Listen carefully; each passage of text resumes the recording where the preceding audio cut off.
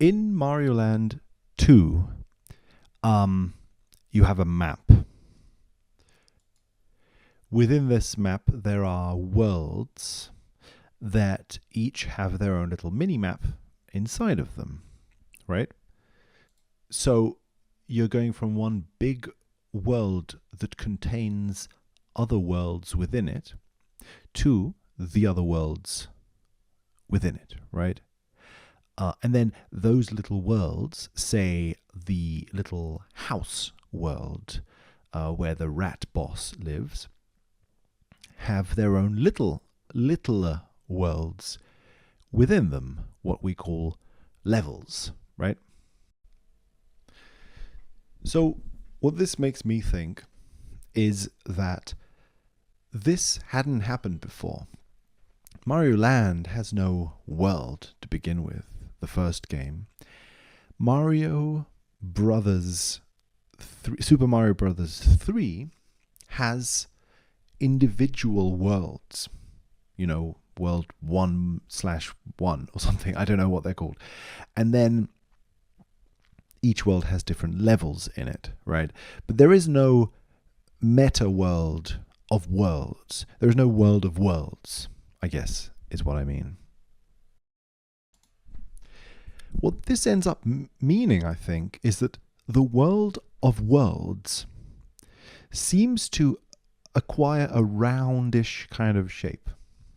Because, I think, you need to be able to access every one of those worlds from a sort of equal distance, more or less, right?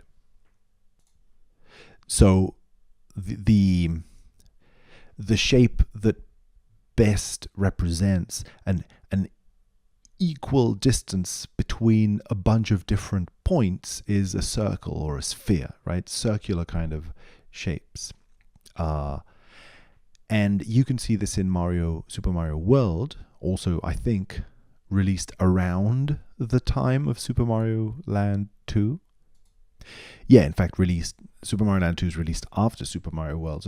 So this idea, right, in Super Mario World, you also get it, of a map of worlds, right? This is not present in Super Mario Brothers 3, for example, right? And or previous games. There is a way in which suddenly you're allowed to have this in the console, right? The console is good enough to do this, I presume. I presume it's mostly a sort of performance and space issue in the console. But maybe also a design thing, I don't know.